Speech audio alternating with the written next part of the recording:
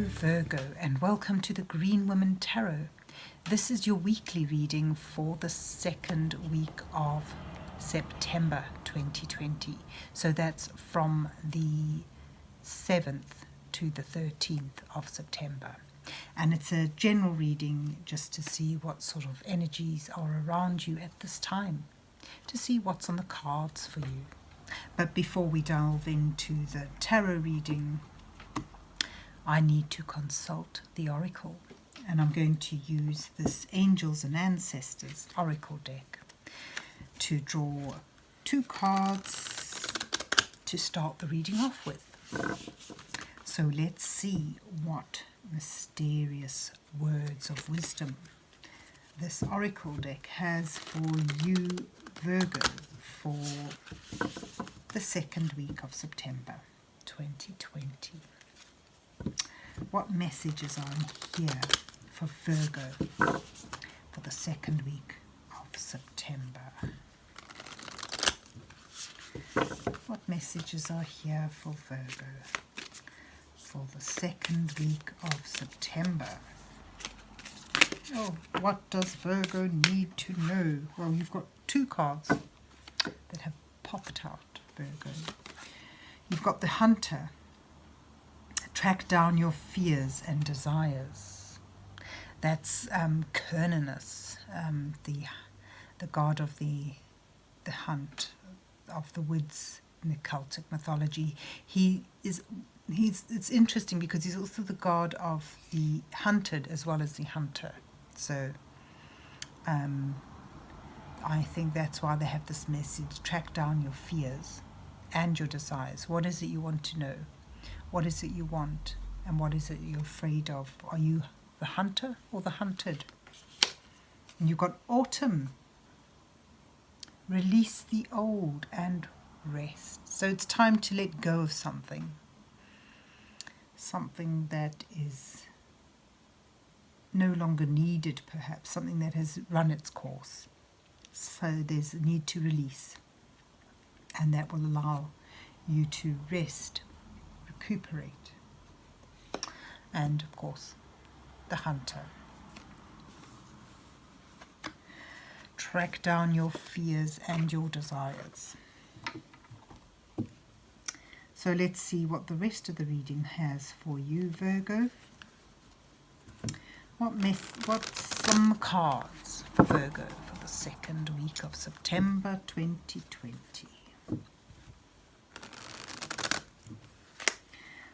What messages are here for Virgo for the second week of September 2020?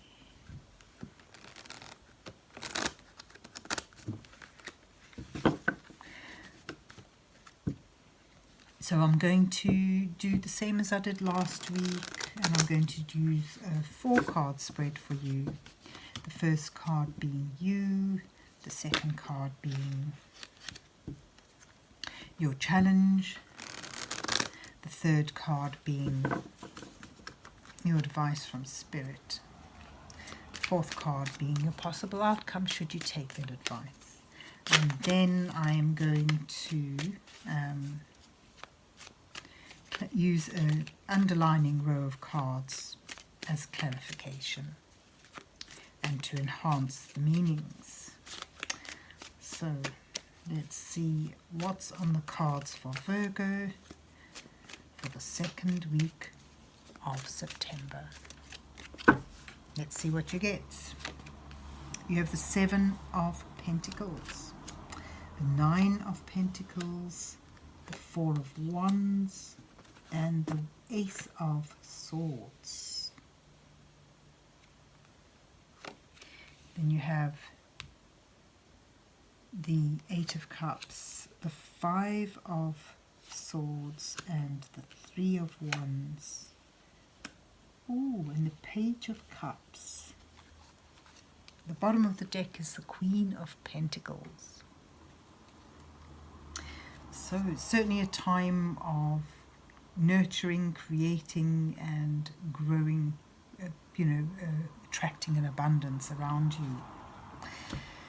Shows where you start off, you're at a position where you're reassessing.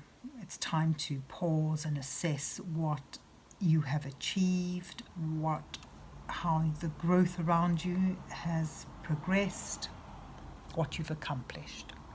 There may be an urge to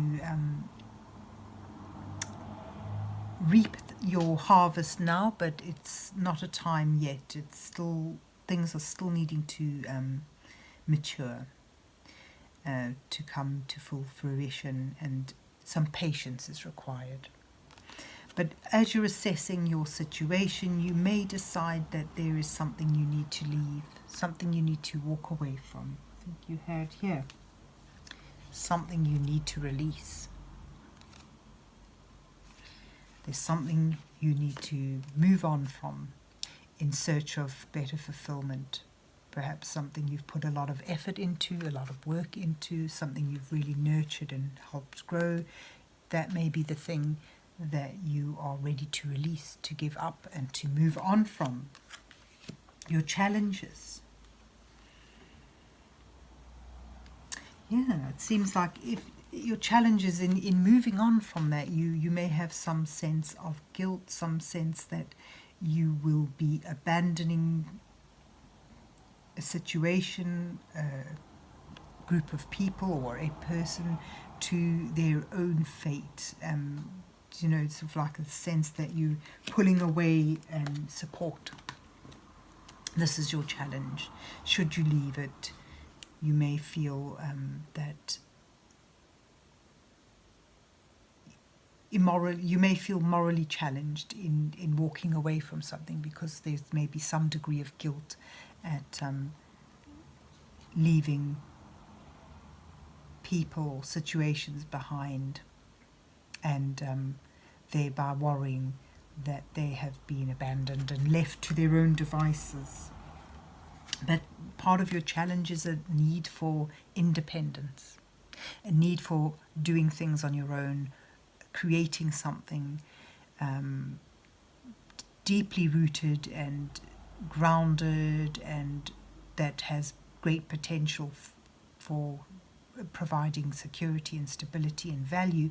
But this is something you feel you want to do on your own, that independence and the discipline that's required. Your advice row. Actually, that's interesting. Yeah, because, get from the advice row is think of coming home. Think of being among people who you are truly in synchronization with, people who move with you in balance, in harmony. This is your challenge here. It's all about creating security, stability, and the Four of Wands is about having that stability, entering that stability, and moving on forward with it. And if you can remain in this, or create this stability, this stable position in which support and harmony of those around you is there, you will see further growth. You will see the potential. You'll be able to feel the first rewards of the efforts that you've put in. So perhaps what you're leaving behind is something that couldn't quite offer you this stability, this synchronization, this harmony. And that's interesting, because that clicks with the hunter. You've got to work out what you truly want, what you fear. Do you fear abandoning people? Do you feel neglecting or hurting people? You need to, I think, it sort of says you need to address them, acknowledge them, name them, work through them, and make a decision. What is more important to you? Your desire, your needs, or your continued nurturing of others? Do you want to be there for you or for everybody else? This is quite, that's the sense I get from the reading. That's what Spirit is telling me now. So there's your decision, your difficulty, and your advice is you need to, in order to feel the growth and appreciate the rewards of the efforts you put into things, you need to be able to be in a stable and harmonious environment. That's what you need. And your outcome, if you can decide what it is you need to slough, what it is you need to release and let go, and if you can, make your decision about what it is, you track down your fears, work through them and work through your desires and move towards that, you will find victory. And clarity, things will become clearer. You'll also be in a position to take this creative, fascinating interest you have and begin to work with it in a creative and pleasing way, a way that brings you contentment, joy and happiness, and work with it, bringing it into material form, bringing it into fruition. The Page of Cups is about taking conceptual ideas and moving them forward into reality. Pages are about thoughts, and the Knights are about action. So the Page is taking things from what is an idea, a concept, a thought, a feeling, and putting it into material being, into reality. So there's your outcome. A moment of clarity, victory, perhaps, and a moment of epiphany, but that allows you to move forward with a creative endeavour. It may even, for some of you, you may even find that you're offered the opportunity to work towards something that brings you potential joy. Good news on the love front for some of you, but I think this is more about you finding your own path, your own independent way. It may involve leaving something that you have loved, something that you feel deeply caring and nurturing towards, in order to strike out in a more, not necessarily lonely venture, because it's finding people that work in harmony and synchronization with you. And that will enable this sense of reward to come your way at last.